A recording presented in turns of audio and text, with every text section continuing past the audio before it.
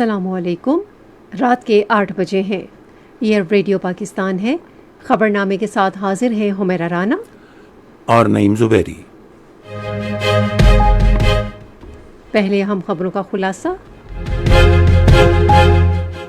وزیر اعظم نے کہا ہے کہ ترقیاتی منصوبوں کے لیے فنڈز مختص کرنے میں بہترین کارکردگی کا مظاہرہ کرنے والی وزارتوں کو ترجیح دی جائے گی۔ نائب وزیر اعظم نے سعودی عرب کے سفیر سے ملاقات میں مختلف شعبوں میں دو طرفہ تعاون مزید مضبوط بنانے کے لیے پاکستان کے عزم کا اعادہ کیا ہے۔ وزیر خزانہ نے اقتصادی اصلاحات اور ادارہ جاتی ترقی میں پاکستان سے مسلسل تعاون پر عالمی بینک کو سراہا ہے۔ وزیر تعلیم نے کہا ہے کہ چین نے پاکستان میں مصنوعی ذہانت کا جدید مرکز قائم کرنے پر آمادگی ظاہر کی ہے۔ آج قومی اسمبلی کو بتایا گیا کہ متحدہ عرب امارات اور دوسرے خلیجی ممالک سے پاکستانیوں کی جبری ملک بدری کی اطلاعات بے بنیاد ہیں۔ پنجاب کی وزیر اعلیٰ نے آج باکو میں ورلڈ اربن فورم سے خطاب کرتے ہوئے کہا کہ ماڈل ولیج پروگرام کے تحت صوبے بھر میں 2000 دیہات کو جدید سہولیات سے آراستہ کیا جا رہا ہے۔ گورنر سندھ نے اسپین کے سرمایہ کاروں کو صوبوں میں سرمایہ کاری کے وسیع امکانات سے استفادہ کرنے کی دعوت دی ہے۔ آج ملک کے 79 منتخب اضلاع میں 7 روزہ خصوصی انسداد پولیو مہم کا آغاز ہو گیا۔ پاکستان نے متحدہ عرب امارات میں براکہ جوہری توانائی پلانٹ پر ڈرون حملے کی شدید مذمت کی ہے۔ بھارت کے غیر قانونی زیر قبضہ جموں کشمیر میں بی جے پی کی انتظامیہ نے عالمی برادری کو مقبوضہ وادی کی بگڑتے ہوئی صورتحال کے بارے میں گمراہ کرنے کے لیے اپنی پروپیگنڈا مہم تیز کر دی ہے۔ یورپی یونین کی ایک رپورٹ میں خبردار کیا گیا ہے کہ افغانستان میں طالبان حکومت کے تحت بڑھتی ہوئی دہشت گردی یورپ کے لیے شدید خطرے کا باعث ہے۔ اور سلہٹ میں دوسرے اور آخری کرکٹ ٹیسٹ میں بنگلہ دیش نے پاکستان کو جیتنے کے لیے 437 رنز کا ہدف دیا ہے۔ خلاصہ آپ نے سنا۔ خبروں کی تفصیل کے لیے پہلے نعیم زبیری۔ وزیر اعظم شہباز شریف نے کہا ہے کہ ترقیاتی منصوبوں کے لیے فنڈز مختص کرنے میں بہتر کارکردگی دکھانے والی وزارتوں کو ترجیح دی جائے گی۔ انہوں نے یہ بات آج اسلام آباد میں رواں سال کے ترقیاتی بجٹ اور آئندہ مالی سال کے سرکاری شعبے کے مجوزہ ترقیاتی پروگرام کا جائزہ لینے کے لیے اجلاس کی صدارت کرتے ہوئے کہی۔ وزیر اعظم نے اس امر پر زور دیا کہ عوام کا پیسہ صرف ان منصوبوں میں لگایا جائے گا جن کے نتائج یقینی ہوں۔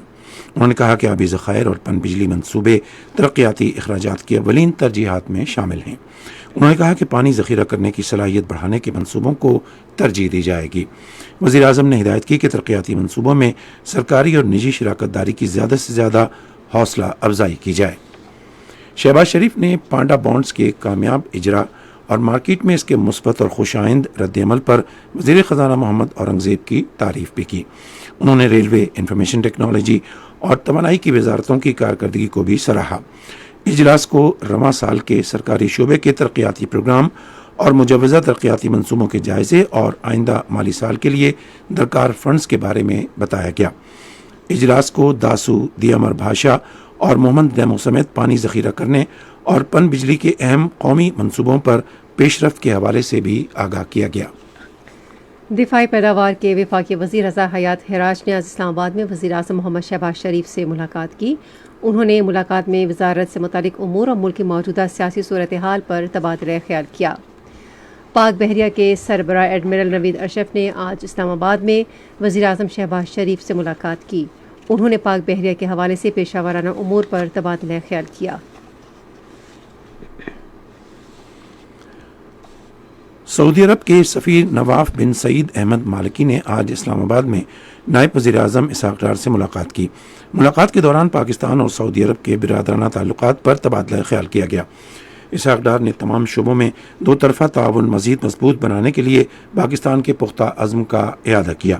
ملاقات میں حالیہ علاقائی صورتحال اور باہمی دلچسپی کے دیگر امور پر بھی بات چیت ہوئی۔ سعودی سفیر نے علاقائی امن و استحکام کے فروغ میں پاکستان کے کردار کو سراہا۔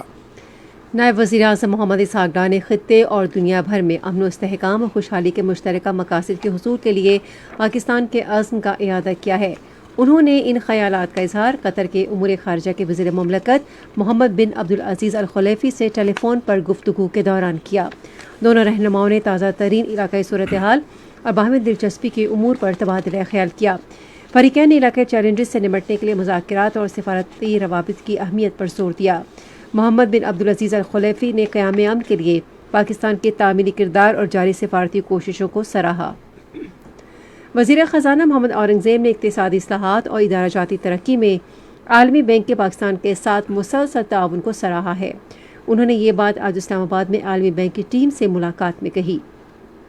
بولورما امگا بازار کی سربراہی میں عالمی بینک کی ٹیم نے درمیانی مدت کے محصولات کی حکمت عملی، ٹیکس پالیسی آفس اور FBR میں تبدیلی کے اقدامات سے متعلق اپنی جاری تکنیکی معاونت کے بارے میں پیش رفت سے آگاہ کیا۔ فریقین نے تعاون مضبوط بنانے، عمل درآمد تیز کرنے اور اصلاحاتی اقدامات کی وسیع تر مالیاتی اور نظم و نسق کے مقاصد سے ہم آہنگی یقینی بنانے پر تبادلہ خیال کیا۔ فریقین نے پاکستان کے اقتصادی اصلاحات کے ایجنڈے کو فروغ دینے، ادارہ جاتی صلاحیت مضبوط بنانے اور پائیدار اور جامع اقتصادی ترقی کے لیے قریبی تعاون جاری رکھنے کے اپنے عزم کا احاطہ کیا۔ وزیر تعلیم خالد مقبول صدیقی نے کہا ہے کہ چین نے پاکستان میں مصنوعی ذہانت کا جدید مرکز قائم کرنے پر آمادگی ظاہر کی ہے۔ انہوں نے یہ بات آج اسلام آباد میں صحافیوں کو اپنے 7 روزہ دورہ چین کے بارے میں بریفنگ دیتے ہوئے کہی۔ وفاقی وزیر نے چین کے نائب وزیر تعلیم کے ساتھ اپنی تفصیلی ملاقات پر روشنی ڈالی اور تعلیم کے شعبے میں تعاون کے فروغ کے لیے تجاویز پر تبادلہ خیال کیا۔ وفاقی وزیر نے کہا کہ اس وقت 40,000 پاکستانی طلبہ چین میں زیر تعلیم ہیں۔ انہوں نے کہا کہ ہم خصوصاً چین میں جدید ٹیکنالوجی کے میدان میں تعلیم کے مواقع تلاش کرنے کے لیے اپنے نوجوانوں کی حوصلہ افزائی کریں گے۔ سیاسی امور کے بارے میں وزیر اعظم کے مشیر رانا ثناء اللہ خان نے کہا ہے کہ قوم آج مارکہ حق کے جذبے کے تحت متحد ہے، جو جرت، یکجہتی اور قومی فتح کی علامت ہے۔ مزید تفصیل ہماری فیصل آباد کی نمائندہ عفاف سعید سے۔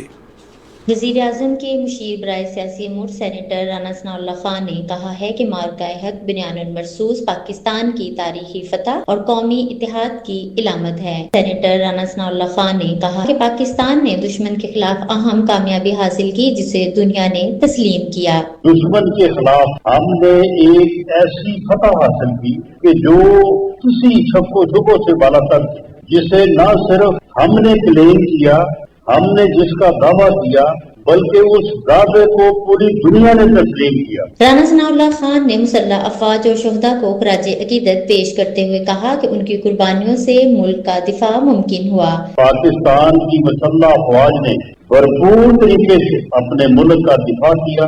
ہمارے شہداء نے اپنی جان کی قربانی دے کر، اپنی زندگی قربان کر کے ہماری زندگیوں کو اور ہمارے آج اور ہمارے کل کو جو ہے وہ سرخرو کیا۔ انہوں نے کہا کہ پاکستان نے عالمی امن اور مسلم ممالک کو قریب لانے میں بھی اہم کردار ادا کیا ہے۔ یہ خبریں آپ ریڈیو پاکستان سے سن رہے ہیں۔ امور داخلہ کے وزیر مملکت طلال چودھری نے کہا ہے کہ اسلام آباد جیل کے عملے کے لیے کوئی نئی بھرتیاں نہیں کی جا رہی ہیں۔ انہوں نے آج قومی اسمبلی میں وقفہ سوالات کے دوران ایک سوال کے جواب میں کہا کہ اسلام آباد کی نئی تعمیر شدہ جیل کے معاملات چلانے کے لیے پنجاب پولیس، اسلام آباد پولیس اور CDA کے اہلکاروں کی خدمات حاصل کی جائیں گی۔ پارلیمانی امور کے وزیر ڈاکٹر طارق فضل چودھری نے متحدہ عرب امارات اور دیگر خلیجی ممالک سے پاکستانیوں کی جبری ملک بدری کی اطلاعات کو مسترد کر دیا ہے۔ انہوں نے آج شام قومی اسمبلی میں وقفہ سوالات کے دوران ایک سوال کے جواب میں کہا کہ حکومت کے پاس متحدہ عرب امارات یا کسی دوسرے خلیجی ملک سے پاکستانی شہریوں کی جبری ملک بدری کا کوئی ڈیٹا نہیں ہے۔ وفاقی وزیر نے کہا کہ یہ خبریں بے بنیاد اور محض سوشل میڈیا پوسٹ پر مبنی ہیں۔ انہوں نے کہا کہ بیرون ملک مقیم پاکستانیوں کی وزارت نے سمندر پار پاکستانیوں کے حقوق اور بہبود کے تحفظ کے لیے کئی اقدامات کیے ہیں۔ ایک اور سوال کے جواب میں ڈاکٹر طارق فضل چودھری نے کہا کہ حکومت نے تجاوزات، زمینوں پر قبضے اور جائیداد سے متعلق اوورسیز پاکستانیوں کی دیگر شکایات کے ازالے کے لیے ادارہ جاتی، قانونی اور انتظامی اقدامات کا سلسلہ شروع کیا ہے۔ ایک سوال کے جواب میں وزیر اطلاعات و نشریات عطا اللہ طاہر نے کہا کہ ان کی وزارت مختص فنڈز کو استعمال کرنے کی پوری صلاحیت رکھتی ہے۔ سینٹ نے آج 5 بلوں کی منظوری دے دی۔ ان میں آئلی عدالتوں کا ترمیمی بل 2024، آئلی عدالتوں کا ترمیمی بل 2026، اسلام آباد کے خصوصی افراد کے حقوق کا ترمیمی بل 2024، کیپٹل ڈیولپمنٹ اتھارٹی بل 2022 اور فوجداری قوانین ترمیمی بل 2023 شامل ہیں۔ نیشنل ڈیزاسٹر مینجمنٹ اتھارٹی کے زیر اہتمام آبی اور زمینی خطرات سے نمٹنے کے حوالے سے دوسرے پاک چین سمپوزیم کا اسلام آباد میں آغاز ہو گیا ہے۔ سمپوزیم کے افتتاحی سیشن کے دوران آفات سے نمٹنے اور خطرات کے تدارک کے لیے عالمی سطح پر نافذ بہترین لائحہ عمل اور طریقہ کار پر مبنی کتابچے کا اجرا بھی کیا گیا۔ افتتاحی سیشن میں وزیر منصوبہ بندی احسن اقبال نے بطور مہمان خصوصی شرکت کی۔ سمپوزیم سے خطاب کرتے ہوئے انہوں نے کہا کہ پاکستان کو موسمیاتی تبدیلیوں سے بڑھتے خطرات کا سامنا ہے۔ انہوں نے کہا کہ گلگت بلتستان، خیبر پختونخوا اور دیگر علاقوں میں تیزی سے پگھلتے گلیشیئرز سیلابی خطرے میں اضافے کا باعث ہیں۔ چیئرمین این ڈی ایم میں لیفٹیننٹ جنرل انعام حیدر ملک نے کہا کہ این ڈی ایم میں آفات کے بعد رد عمل کے بجائے پیشگی اقدامات اور جدید ابتدائی وارننگ سسٹم کی جانب گامزن ہے۔ سمپوزیم میں اقوام متحدہ کے نمائندے، سفارتکار، ماہرین اور محققین کی بڑی تعداد شرکت کر رہی ہے۔ مذہبی امور اور بین المذاہب ہم آہنگی کے وزیر سردار محمد یوسف نے حج انتظامات پر اطمینان کا اظہار کیا ہے۔ انہوں نے ان خیالات کا اظہار آج مکہ مکرمہ میں پاکستان حج مشن کے مرکزی میڈیکل کلینک کے دورے کے موقع پر کیا۔ ریڈیو پاکستان کے نمائندے کے مطابق انہوں نے کلینک کے استقبالیہ، O P D, dental, ultrasound اور فارمیسی شعبوں کا معائنہ کیا۔ معائنے کے بعد صحافیوں سے گفتگو کرتے ہوئے مذہبی امور کے وزیر نے کہا کہ پاکستانی عازمین کی صحت، حفاظت اور سہولت کو یقینی بنانا حکومت کی اولین ترجیح ہے۔ سردار محمد یوسف نے کہا کہ مشن کو بالخصوص صحت کی دیکھ بھال اور ہنگامی صورتحال میں فوری کارروائی سمیت خدمات کا اعلیٰ معیار برقرار رکھنے کی ہدایت کی گئی ہے۔ مدینہ منورہ میں پاکستان حج مشن کے رابطہ کار کاشف حسین نے کہا ہے کہ عازمین حج کو حجاز مقدس میں آرام دہ قیام کے لیے زیادہ سے زیادہ سہولتیں فراہم کی جا رہی ہیں۔ انہوں نے ریڈیو پاکستان کے نمائندے اسد اللہ خان کو ایک خصوصی انٹرویو میں کہا کہ عازمین حج کا سامان ان کی آمد کے 3 سے 4 گھنٹے کے اندر ایئرپورٹ سے براہ راست ان کی رہائش گاہوں تک پہنچایا جا رہا ہے۔ رابطہ کار نے کہا کہ مقدس مقام کی زیارت کے حوالے سے ابھی تک کوئی شکایت موصول نہیں ہوئی۔ انہوں نے کہا کہ 14 معروف کیٹرنگ کمپنیاں مدینہ منورہ میں عازمین حج کو معیاری کھانا فراہم کر رہی ہیں۔ کاشف حسین نے کہا کہ مدینہ منورہ سے مکہ مکرمہ جانے والے عازمین کے لیے روانگی کے انتظام کا جدید نظام بھی متعارف کرایا گیا ہے۔ وزیر اعلیٰ پنجاب مریم نواز شریف نے کہا ہے کہ ماڈل ولیج پروگرام کے تحت صوبے بھر کے 2000 دیہات کو جدید سہولتوں سے آراستہ کیا جا رہا ہے۔ انہوں نے آج باکو میں ورلڈ اربن فورم سے خطاب کرتے ہوئے کہا کہ موسمیاتی تبدیلی کے چیلنجز کو مد نظر رکھتے ہوئے پنجاب میں رابطوں کو بہتر بنانے کے لیے شاہراہوں اور بنیادی ڈھانچے کے منصوبے بنائے جا رہے ہیں۔ انہوں نے کہا کہ حکومت سیاحت کے فروغ پر بھی توجہ دے رہی ہے۔ وزیر اعلیٰ نے کہا کہ ایس سی او کی جانب سے لاہور کو ایک اہم ثقافتی شہر قرار دیا گیا ہے اور ستھرا پنجاب منصوبے کے تحت صفائی کا ایک جامع نظام متعارف کرایا گیا ہے۔ مریم نواز نے کہا کہ امن و امان قائم رکھنے کے لیے صوبے بھر میں سی سی ٹی وی مانیٹرنگ بھی کی جا رہی ہے۔ اسپین کے نئے سفیر کارلوس ایراگون گل ڈی لا سرنا نے آج گورنر ہاؤس کراچی میں سندھ کے گورنر محمد نہال ہاشمی سے ملاقات کی۔ اس موقع پر دو طرفہ تعلقات، تجارتی حجم میں اضافے اور باہمی تعاون کے فروغ پر تبادلہ خیال کیا گیا۔ دونوں رہنماؤں نے برآمدات بڑھانے اور نوجوانوں کے وفود کے تبادلے کے پروگرام اور مشترکہ فوڈ فیسٹیول کے انعقاد پر اتفاق کیا۔ اس موقع پر گفتگو کرتے ہوئے گورنر نے اسپین کے سرمایہ کاروں کو صوبے میں سرمایہ کاری کے وسیع مواقع سے فائدہ اٹھانے کی دعوت دی۔ انہوں نے ثقافت، سیاحت اور تعلیمی تبادلے کے پروگراموں میں پاک اسپین تعلقات کو مزید فروغ دینے پر زور دیا۔ ہسپانوی سفیر نے کہا کہ اسپین میں پاکستانی ٹیکسٹائل مصنوعات کی بہت زیادہ مانگ ہے۔ انہوں نے کہا کہ اسپین میں مقیم 1,70,000 پاکستانی دو طرفہ تعلقات کو فروغ دینے میں اہم کردار ادا کر رہے ہیں۔ سندھ کے سینئر وزیر شرجیل انعام میمن نے کہا ہے کہ سندھ حکومت نے سرکاری اور نجی شعبے کی شراکت داری کے تحت مزید 500 نئی ای وی بسیں خریدنے کی منظوری دے دی ہے۔ انہوں نے آج کراچی میں سندھ اسمبلی کے اجلاس سے خطاب کرتے ہوئے کہا کہ ملک میں پہلی بار سندھ حکومت نے جدید ماحول دوست اور کم لاگت ای وی بس سروس کا آغاز کیا ہے۔ خیبر پختونخوا کے گورنر فیصل کریم کنڈی اور وزیر اعلیٰ محمد سہیل آفریدی نے صوبے کو تیز رفتار ترقی کی راہ پر گامزن کرنے کے لیے اجتماعی کوششوں کی ضرورت پر زور دیا ہے۔ انہوں نے آج سپہر پشاور میں ایک مشترکہ نیوز کانفرنس سے خطاب کرتے ہوئے خیبر پختونخوا کے عوام کی ترقی اور بہتری کے لیے صوبائی وسائل کے استعمال پر زور دیا۔ انہوں نے وزیر اعظم شہباز شریف سے درخواست کی کہ گندم کی سپلائی کی معطلی اور سی این جی اسٹیشن کی بندش کا نوٹس لیا جائے، کیونکہ یہ دونوں مسائل خیبر پختونخوا کے غریب طبقے کو بری طرح متاثر کر رہے ہیں۔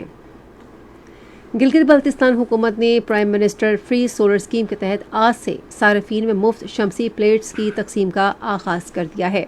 حکومت نے بجلی کے مسائل کے حل کے لیے ڈیجیٹل اور شفاف نظام کے ذریعے تمام اضلاع میں یہ اقدام شروع کیا ہے۔ ملک کے 79 منتخب اضلاع میں 7 روزہ انسداد پولیو مہم جاری ہے۔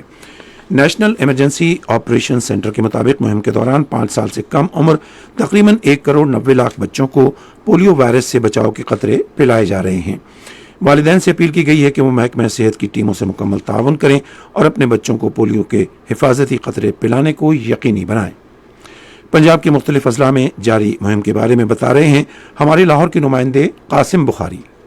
صوبہ پنجاب کے 10 منتخب اضلاع میں آج سے خصوصی انسداد پولیو مہم کا آغاز کیا گیا ہے۔ اس مہم کے دوران 5 سال تک کی عمر کے 61,90,000 سے زائد بچوں کو پولیو سے بچاؤ کے قطرے پلانے کا ہدف مقرر کیا گیا ہے۔ Deputy commissioner Lahore captain retired Muhammad Ali Ijaz نے میاں میر THQ ہسپتال میں بچوں کو قطرے پلا کر انسداد پولیو مہم کا افتتاح کیا۔ لاہور کے تمام 274 یونین کاؤنسلز میں انسداد پولیو مہم جاری ہے۔ صوبائی دارالحکومت لاہور میں مہم کے دوران 14,000 سے زائد موبائل ٹیمیں گھر گھر جا کر بچوں کو انسداد پولیو کے قطرے پلائیں گی۔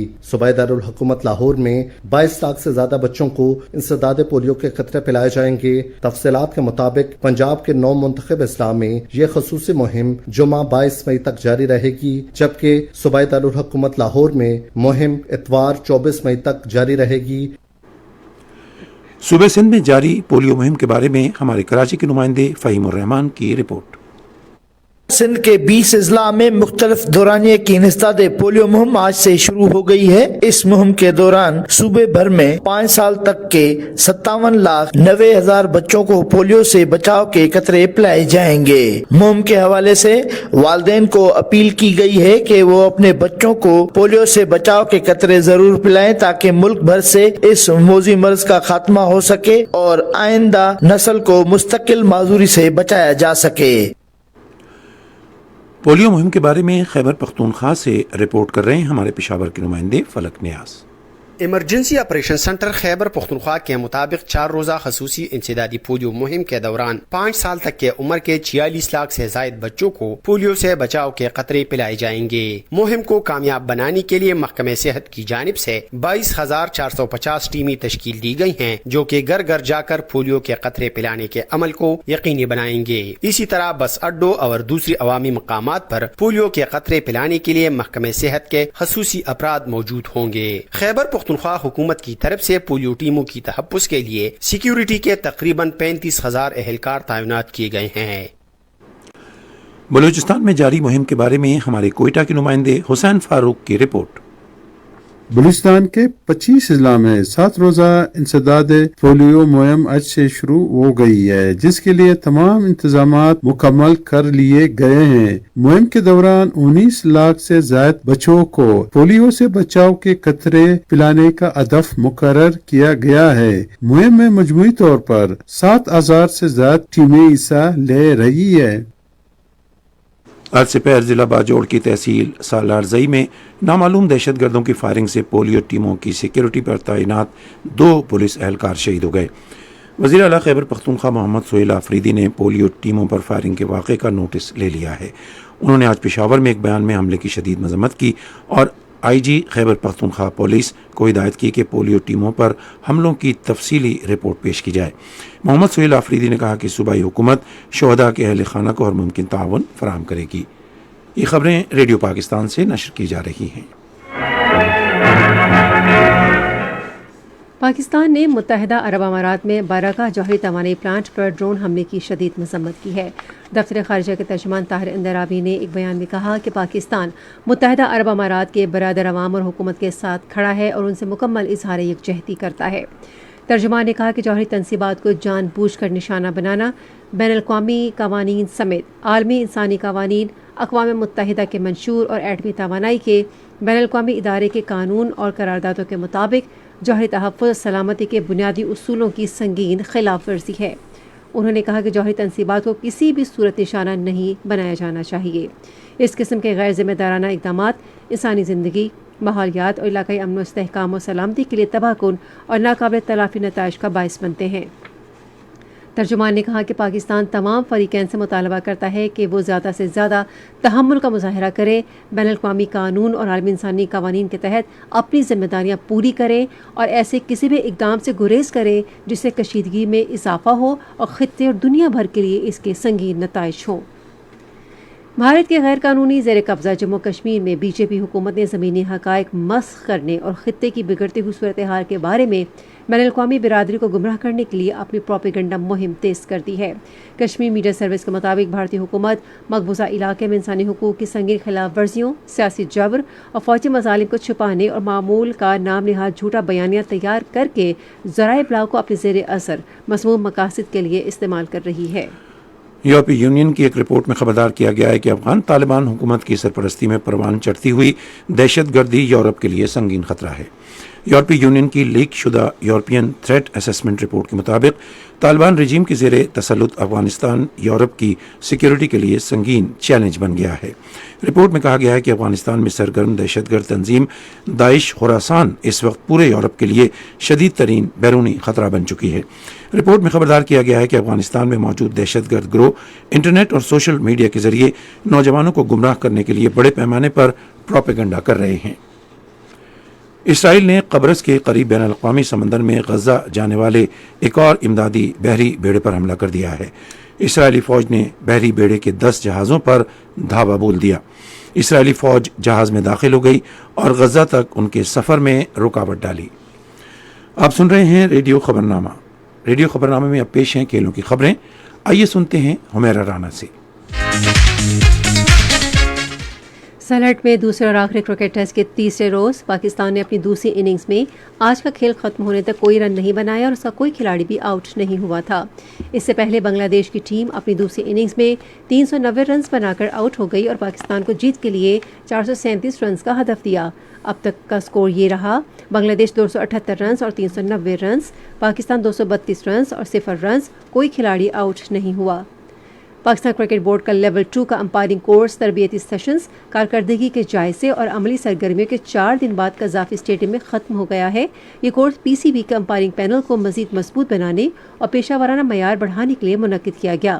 2024-25 کے کرائیٹیریا کے تحت پی سی بی کے لیول 1 کے امپائر کورس کے ذریعے کوالیفائی کرنے والے کل 65 امیدواروں نے رواں ماہ کی 14 سے 17 تک اس تربیتی کورس میں حصہ لیا۔ پروگرام کے دوران شرکاء نے آئی سی سی امپائر کوچز پینل کے رکن کرل ہنٹر سے آن لائن بات چیت کی۔ تربیتی سیشنز کا اہتمام I C C elite panel کے امپائر احسن رضا اور I C C emerging panel کے امپائر آصف یعقوب نے کیا۔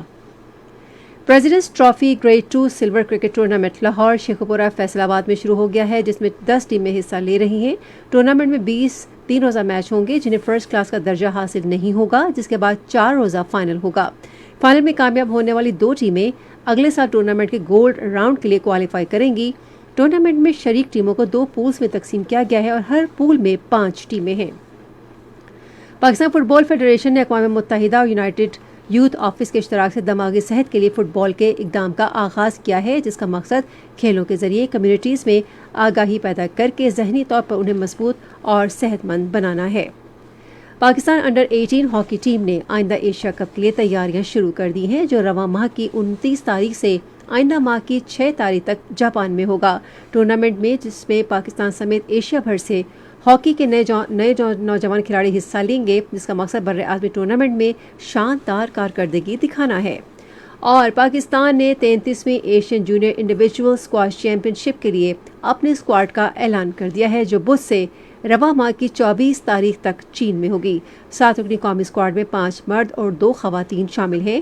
لڑکیوں کے انڈر 15 کیٹیگری میں سہرش علی اور ماہنور علی پاکستان کی نمائندگی کریں گے۔ لڑکوں کے انڈر 19 میں عبداللہ نواز، انڈر 17 10 میں نعمان خان، انڈر 13 میں مصطفیٰ خان، جبکہ انڈر 15 کیٹیگری میں احمد ریان خلیل اور سہیل عدنان حصہ لیں گے۔ یہ تو تھی کھیل کے میدان سے کچھ خبریں، اور اب کچھ خبریں سن لیتے ہیں تجارت سے متعلق۔ پاکستان اسٹاک ایکسچینج میں آج مندی کا رجحان دیکھا گیا کہ ایسی 100 انڈیکس 3791 پوائنٹس کی کمی کے بعد مارکیٹ کے اختتام پر 1,61,805 پوائنٹس پر بند ہوا۔ مجموعی تجارتی حجم 499 ملین سے زائد حصص ریکارڈ کیا گیا، جبکہ کل 625 ملین سے زائد حصص کا لین دین ہوا تھا۔ आज मजमूई तौर पर 487 कंपनियों के हिस्स का लेन देन हुआ, जिसमें से 66 कंपनियों के हिस्स की कीमतों में इजाफा, 383 में कमी, जबकि 38 कंपनियों के हिस्स की कीमतों में इस्तेहकाम देखा गया। पीआईए होल्डिंग कंपनी के हिस्से की कीमतों में सबसे ज्यादा 353 रुपये का इजाफा, जबकि यूनिलीवर पाकिस्तान फूड्स लिमिटेड के हिस्से की कीमतों में 151 रुपये 74 पैसे की कमी हुई। नेशनल बैंक के ऐलान के मुताबिक रुपए और दीगर गैर मुल्की करेंसियों के दरमियान शरह तबादला ये रही। अमरीकी डॉलर कीमत खरीद 278 रुपये 50 पैसे और कीमत फ़रोख्त 279 रुपये, पाउंड स्टर्लिंग 370 रुपये 93 पैसे और 371 रुपये 60 पैसे, यूरो 323 रुपये 77 पैसे और 324 रुपये 35 पैसे, सऊदी रियाल 74 रुपये 22 पैसे और 74 रुपये 35 पैसे, यूएई दिरहम 75 रुपये 84 पैसे और 75 रुपये 97 पैसे, जापानी येन कीमत खरीद 1 रुपये 75 पैसे और कीमत फ़रोख्त भी 1 रुपये 75 पैसे। आज कराची में 10 ग्राम सोने की कीमत 4,09,089 रुपये रही।